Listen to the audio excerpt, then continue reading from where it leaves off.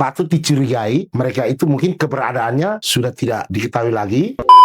Untuk penduduk yang belum perekaman KTP elektronik dinonaktifkan. Sonde.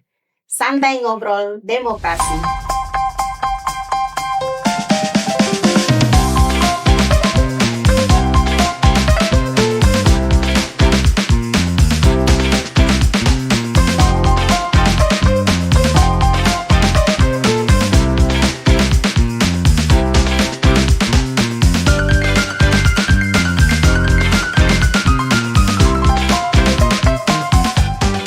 Teman pemilih, jumpa lagi dengan saya, Ibu Nobri, dalam acara Sonde, Santai Ngobrol Demokrasi. Dalam episode kali ini, kita akan membahas tentang pentingnya data kependudukan dan kaitannya dengan data pemilih berkelanjutan. Seperti apa keseruannya?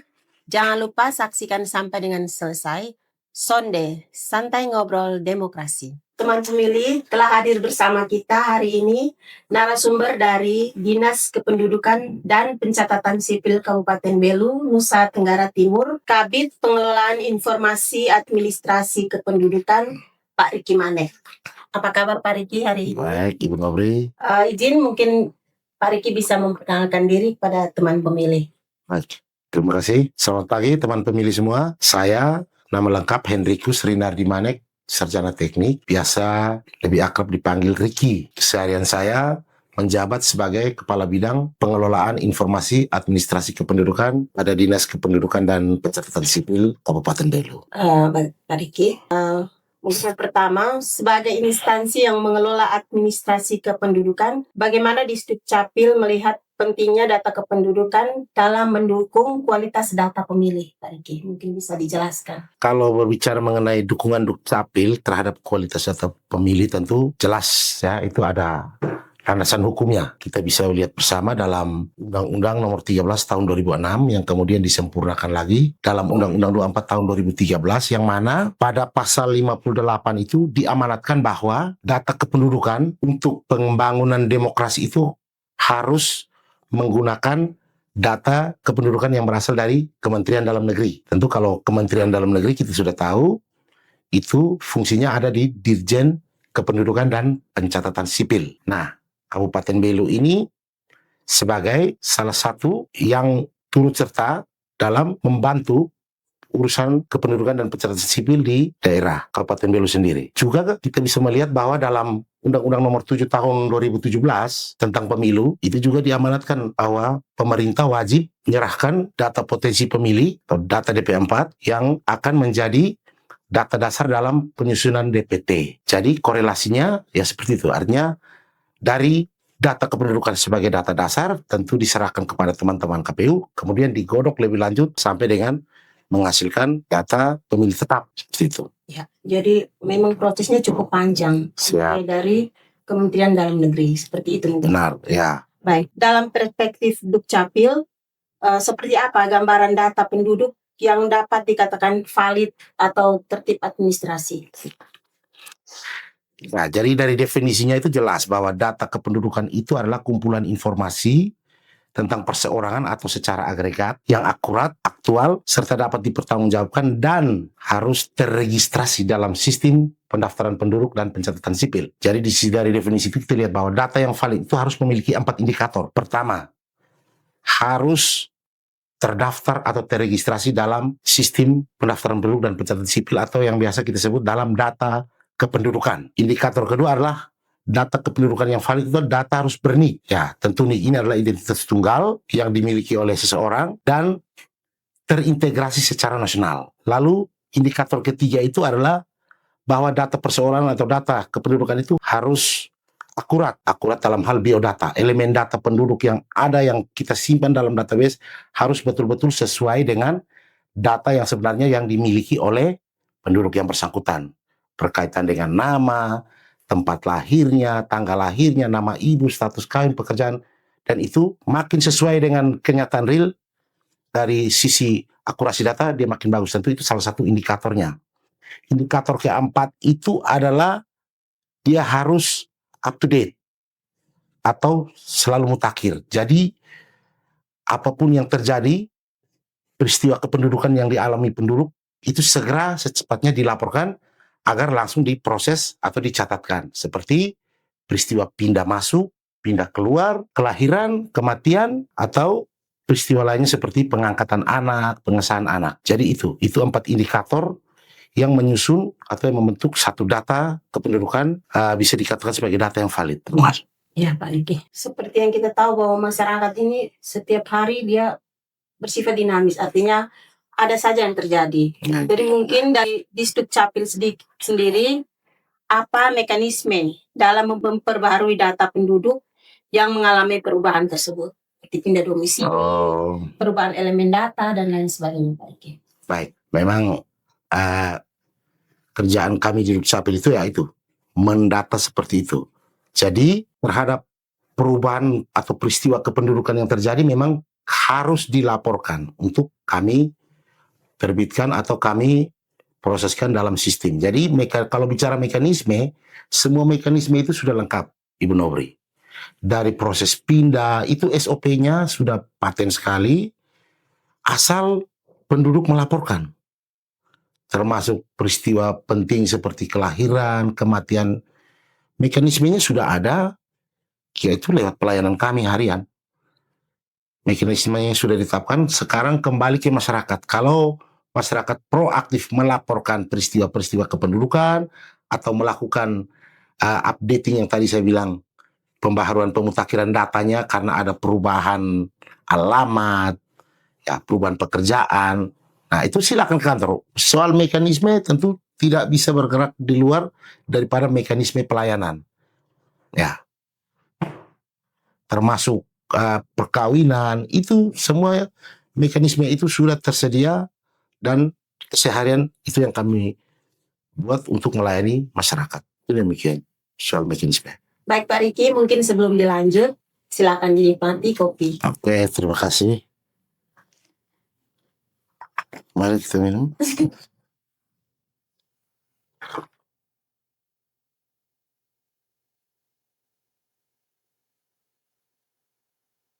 Ya, baik Pak Riki.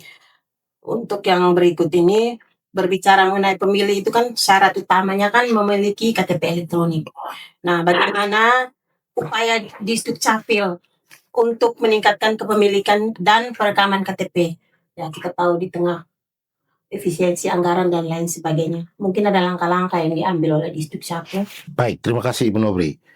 Terkait cakupan kepemilikan KTP elektronik, saat ini berdasarkan data kependudukan terakhir yang kami punyai, yaitu data semester 2 2025, itu persentase kepemilikan KTP Belu saat ini berada di angka 93,14%. Itu kalau kita hitung secara jumlah, masih ada 11.000 penduduk Belu wajib KTP yang belum memiliki KTP elektronik. Ya, upaya untuk mengejar atau meningkatkan cakupan KTP ini terus kami lakukan. Dari bulan Januari sudah beberapa kali kami melakukan perekaman jemput bola langsung ke sekolah-sekolah karena kita mensasar ke anak sekolah karena kita yakin banyak pemilih pemula ada di sana. Dan itu kami bukan hanya merekam yang 17 ke atas, kami merekam juga yang belum berumur 17, sehingga kita harapkan pada saat pemilu, mereka sudah memenuhi syarat untuk pemilu sehingga tidak perlu melakukan perekaman lagi. Ya, selain kami juga melakukan perekaman jemput bola tadi, kami juga secara proaktif melakukan penonaktifan data. Ya, tentu kita bertanya kenapa data perlu dinonaktifkan. Ya, memang kami ada diperintah dari pusat untuk data-data penduduk yang sudah berumur 30-an tahun ke atas dan data itu tidak pernah dilakukan perekaman, kami boleh melakukan penonaktifan. Karena sudah sangat tidak mungkin di era sekarang ini seorang penduduk berusia 30 tahun belum memiliki KTP atau 30 tahun ke atas. Ya, patut dicurigai mereka itu mungkin keberadaannya sudah tidak diketahui lagi, atau mereka mungkin sudah punya KTP elektronik dengan NIK yang lain, sehingga NIK yang ada tidak mungkin dilakukan perekaman. Jadi Itu yang kita lakukan. Jadi data-data yang pasif seperti itu, sehingga saat ini kita sudah menonaktifkan sekitar 3.000 sampai 4.000-an data. Jadi kami optimis bahwa cakupan kepemilikan KTP kita di Juni nanti, semester 1 2026, bisa meningkat signifikan. Dan upaya pelayanan harian juga tetap kita intensifkan. Masih banyak juga penduduk yang dari Januari sampai sekarang melakukan perekaman. Jadi nanti kita bisa lihat bersama, kami optimis prinsipnya bahwa persentase ini masih bisa kita tingkatkan, kita kejar untuk menjadi lebih baik. Mungkin itu juga harapan kami sebagai penyelenggara. Baik, tadi apa tantangan terbesar yang dihadapi di Dukcapil untuk menjaga akurasi data-data ini? Ya, tantangan terbesar bagi kami dalam mengelola data kependudukan ini, tentu data ini bisa baik atau valid atau tidak, semua sangat tergantung dari peran aktif masyarakat melaporkan setiap peristiwa kependudukan. Contoh, ada yang meninggal, kalau bisa secepatnya dilaporkan, supaya kami langsung mengeksekusi, menguruskan akta kematian yang mana dapat menyebabkan yang data yang bersangkutan otomatis nonaktif, tidak akan diikutkan lagi dalam penyusunan DP4 kalau itu terjadi. Lalu misalnya ada yang pindah keluar, ya, pindah keluar, itu harus urus surat pindah supaya jangan yang bersangkutan sudah berada di tempat lain tapi datanya masih di Belu. Juga sebaliknya, ada yang sudah bayar bertahun-tahun di Belu tapi belum mau urus kepindahan dari Dukcapil daerah asalnya. Nah, ini ada saya perlu informasikan sedikit bahwa saat ini sudah ada mekanisme yang namanya e-office. Itu memungkinkan kami di Dukcapil Belu mengurus surat pindah penduduk yang notabene adalah penduduk lain tetapi dia sudah berada di Belu. Mungkin terkendala biaya karena dia harus ke sana, kesulitan berhubungan dengan orang di Dukcapil sana untuk mengurus surat pindah. Kami sebagai di Dukcapil dalam sistem itu sudah bisa mengajukan, meminta kepada di Dukcapil daerah asal yang bersangkutan untuk mengirimkan surat pindahnya. Jadi sudah ada kemudahan, karena terus terang banyak masyarakat kita yang saat ini merantau, lalu berKTP kartu keluarga di Kalimantan, Irian ya. Lalu begitu pulang mereka tidak sempat mengurus kepindahan, tapi itu mereka sudah di sini. Kalau kita persyaratkan surat pindah dari Dukcapil lama, kesulitan mereka. Bagaimana caranya? Tapi bersyukur sejak 1 tahun terakhir sudah difasilitasi oleh Ditjen Kemendagri, Ditjen Dukcapil, bahwa dimungkinkan untuk yang bersangkutan mengajukan permintaan dari Dinas Kependudukan sesuai domisili saat ini. Menyangkut tantangan yang dihadapi kami tadi yang saya sebutkan, bahwa kami sangat tergantung kepada peran aktif masyarakat. Di sini perlu saya informasikan kepada teman pemilih bahwa saat ini dari sejak tahun lalu ya, Dinas Dukcapil sudah memiliki satu aplikasi yang bernama aplikasi Sistem Informasi Pelayanan Terpadu atau SIPANDU. Ya, aplikasi ini kami hadirkan untuk mengurangi atau memangkas jarak yang selama ini dihadapi oleh masyarakat, karena banyak juga yang terkendala jarak, terkendala biaya untuk mengurus dokumen. Jadi aplikasi yang saya sebutkan tadi, SIPANDU, itu sudah kami tempatkan di desa-desa. Jadi untuk masyarakat yang mau mengajukan urusan administrasi kependudukan, silakan ke desa Anda, ada perangkat desa yang sudah ditunjuk untuk membantu pengajuan berkas-berkas lewat aplikasi itu. Jadi semua pengajuan lewat aplikasi itu, kami juga buka aplikasi yang sama, begitu diajukan kami juga terima. Nanti kami akan lihat berkas yang dilampirkan, memenuhi syarat kami proses, lalu dokumen yang terjadi akibat proses itu pun kami uploadkan kembali lewat aplikasi itu, sehingga begitu sudah jadi dokumennya tidak usah ambil ke Atambua, langsung ke desa lagi untuk mengambilkan dokumen yang dimaksud. Walaupun saat ini masih terbatas secara dalam dokumen yang berwujud kertas seperti akta kelahiran, kartu keluarga, akta kematian, akta perkawinan, karena untuk KTP elektronik dan kartu identitas anak tidak bisa karena keterbatasan belangko dan mesin cetak. Tetapi untuk yang bersifat kertas PDF-nya langsung kita upload kembali lewat aplikasi itu. Sehingga kalau sudah selesai proses, langsung kelihatan dokumen yang dihasilkan langsung bisa di-download dan di-print di desa dan diserahkan ke yang bersangkutan. Itu salah satu cara atau inovasi yang kami buat untuk memangkas kendala jarak dan biaya yang dirasa cukup tinggi sehingga membuat masyarakat enggan mengurus dokumen kependudukan. Baik, Pak Riki, untuk saat ini KPU Kabupaten Belu, mungkin juga KPU yang lain sedang gencar melakukan pemutakhiran data pemilih berkelanjutan. Bagaimana koordinasi antara Disdukcapil sendiri dengan KPU? Baik, terima kasih. Terkait kegiatan pemutakhiran data pemilih berkelanjutan yang kami juga selalu ikut plenonya secara berkala, kalau tidak salah setiap 3 bulan ya. Itu dari informasi yang kami tahu bahwa data pemilih berkelanjutan itu selalu mengambil data dari Dukcapil. Ada sinkronisasi data yang dilakukan secara berkala dari KPU RI dengan Dukcapil Pusat mengenai penduduk atau pemilih yang sudah meninggal, pindah, ubah status, itu selalu ada sinkronisasi secara 3 bulan untuk mendukung kegiatan pemutakhiran data berkelanjutan. Jadi mungkin support Dukcapil di situ selalu berkoordinasi melakukan sinkronisasi data pemilih secara periodik dengan KPU. Kami juga selalu diikutsertakan ya sebagai Dukcapil dalam setiap rapat pleno pemutakhiran data berkelanjutan yang dilakukan selama ini. Mungkin tujuannya supaya kami juga ikut turut serta melihat, memantau perkembangan data pemilu yang mana kami juga sesuaikan dengan data kependudukan yang ada di Dinas Dukcapil Kabupaten Belu saat ini. Baik, Pak Riki. Siap. Untuk DP4 yang kami terima itu sering terjadi bahwa penduduk yang sudah tidak memenuhi syarat sebagai pemilih, misalnya meninggal ataupun dia beralih status dari TNI Polri menjadi penduduk sipil ataupun sebaliknya, dan sudah ditindaklanjuti oleh pihak KPU, masih muncul, masih ditemukan dalam database DP4 itu. Nah, bagaimana Dispenduk melihat hal ini? Baik, terima kasih.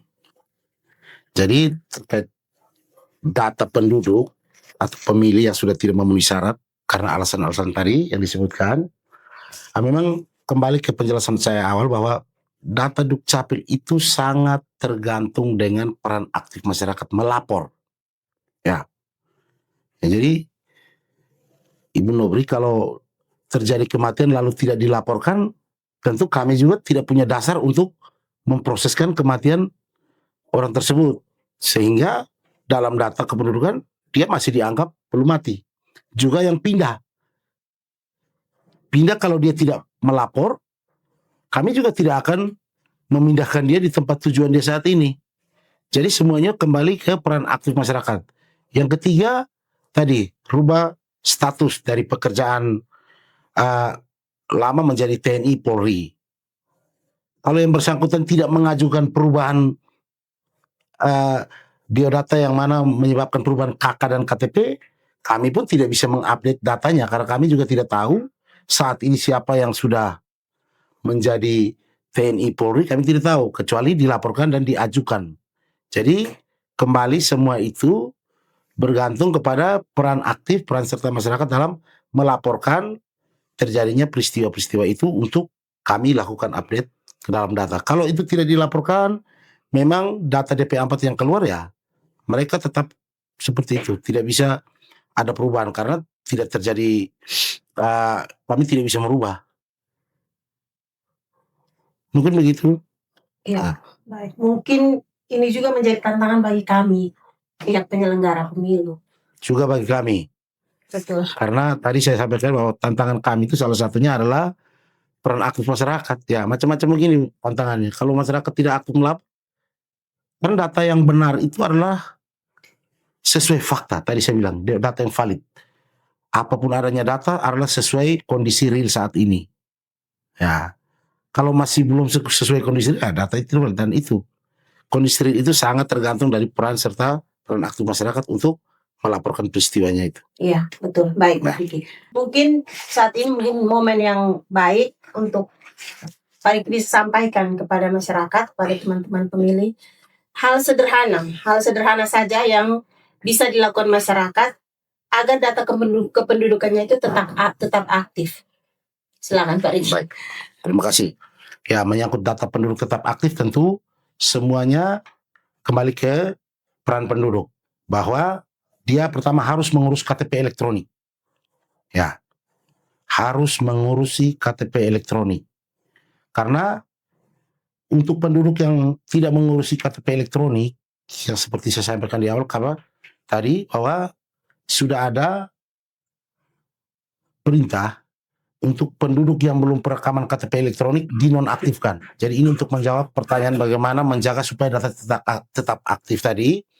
Kami menyarankan ke kuat-kuat para penduduk untuk segera yang belum memiliki KTP elektronik wajib untuk mengurus KTP elektroniknya pada teman-teman pemilih supaya tidak kehilangan hak pilih dan datanya akan tetap aktif. Baik. Gitu. Ya, mungkin hal sederhananya ya itu mengurus kartu identitas. Ya. Nah, dan sebagai penutup mungkin ada pesan dan kesan dari Pak Riki ya mewakili Dinas Kependudukan untuk teman-teman pemilih dan juga untuk masyarakat pada umumnya. Silakan Pak. Teman-teman pemilih, ingat, uruslah dokumen kependudukan Anda agar Anda tidak kehilangan hak pilih dan tidak kehilangan hak untuk mengakses layanan lainnya.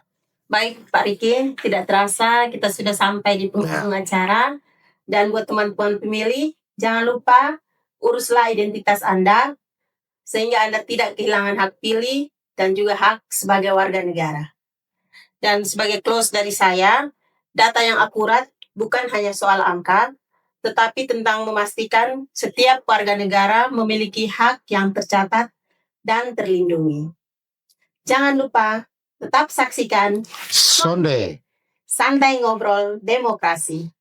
Jangan lupa like, komen, dan subscribe. Bye-bye.